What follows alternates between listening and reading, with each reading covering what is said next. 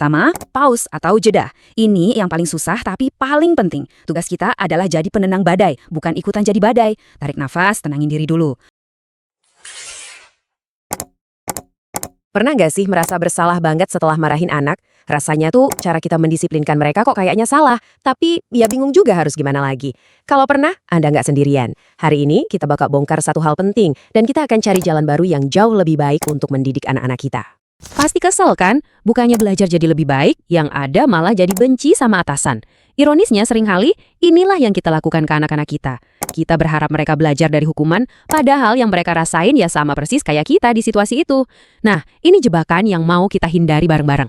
Coba deh kita lihat bedanya di sini. Hukuman itu fokusnya cuma satu. Pokoknya berhenti sekarang juga. Sedangkan disiplin, fokusnya itu gimana caranya kamu bisa lebih baik nanti. Yang satu cuma bikin takut sesaat, yang satunya lagi membangun pengertian buat seumur hidup. Kalau tujuan kita adalah anak yang punya integritas, bukan anak yang cuma nurut karena takut, nah, perbedaan ini kuncinya. Dan inilah kenyataannya. Sering banget kita tuh terjebak dalam siklus yang melelahkan banget. Anak bikin ulah, kita marah, kita hukum, terus kita ngerasa bersalah. Besoknya keulang lagi. Ini tuh bukan cuma capek, tapi pelan-pelan merusak hubungan kita sama mereka. Yuk, kita lihat polanya lebih dekat. Pas anak bikin salah, kita langsung ngerasa gagal atau nggak dihormati. Biar kontrolnya balik lagi, kita hukum kan?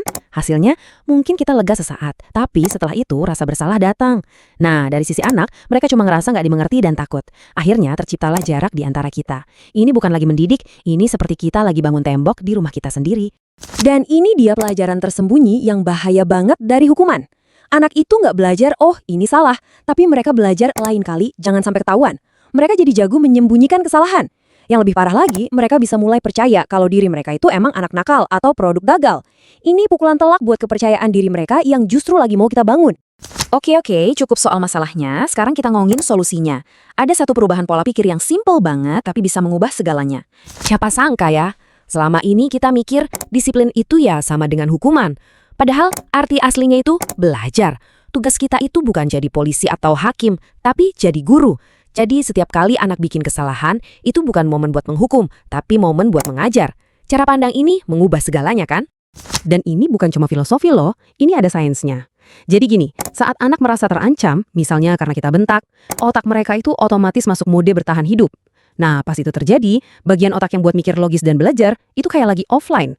Jadi kalau kita coba nasihatin anak pas mereka lagi nangis kejer-kejel, itu beneran sia-sia. Kayak coba nulis di atas air. Oke, konsepnya bagus. Tapi prakteknya gimana kalau anak lagi tantrum di tengah supermarket? Nah, sekarang kita masuk ke bagian praktisnya nih. Sebuah kerangka kerja sederhana yang bisa langsung kita coba.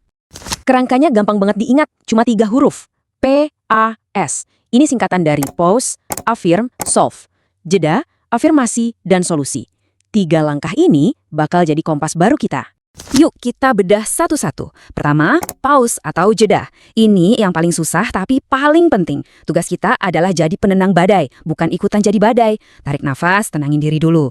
Kedua, affirm atau afirmasi. Ini bukan berarti kita setuju sama kelakuannya ya, tapi kita mengakui perasaannya. Cukup bilang, mama tahu kamu marah. Saat anak merasa dimengerti, mereka jadi lebih mau kerjasama. Nah, baru setelah itu yang ketiga, solve atau solusi. Ini bukan hukuman, tapi konsekuensi yang nyambung. Kamu numpahin air. Oke, yuk kita ambil bareng-bareng.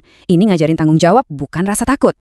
Dan kalau kita konsisten menerapkan PAS ini, kita itu nggak cuma nyelesain masalah hari ini aja loh, kita sedang membangun sesuatu yang jauh lebih besar di dalam diri anak-anak kita. Sebuah kompas internal. Slide ini ngerangkum semuanya dengan jelas. Coba deh kita tanya ke diri sendiri. Kita mau anak yang seperti apa? Anak yang baik cuma kalau kita ada di dekatnya, seolah-olah ada polisi yang ngawasin? Atau kita mau anak yang memilih melakukan hal benar, bahkan pas nggak ada siapa-siapa, karena mereka punya kompas internal yang kuat? Pilihan kedua itulah yang membangun integritas sejati dan hubungan yang didasari sama kepercayaan. Dan inilah tujuan akhirnya. Kita itu nggak lagi mencetak anak yang penurut. Kita sedang membesarkan manusia yang punya integritas. Ini warisan jangka panjang yang kita berikan ke mereka. Tentu aja, ngubah kebiasaan lama itu nggak gampang. Pasti akan ada hari-hari di mana kita kesleo dan balik ke pola lama. Dan itu nggak apa-apa. Ingat, ini adalah sebuah perjalanan. Anak-anak tuh nggak butuh orang tua yang sempurna. Mereka butuh orang tua yang mau terus belajar dan tumbuh bareng mereka. Saya mau tutup pembahasan kita dengan satu pertanyaan buat direnungkan. Coba bayangkan anak Anda 15 tahun dari sekarang. Hubungan seperti apa yang Anda mau punya sama mereka? Apakah Anda mau jadi hakim yang mereka takuti dan hindari? Atau menjadi pelabuhan aman, tempat pertama yang mereka tuju saat dunia terasa berat? Pilihan yang kita ambil hari ini, saat mereka menumpahkan susu atau memecahkan vas, sedang membangun jawaban untuk pertanyaan itu.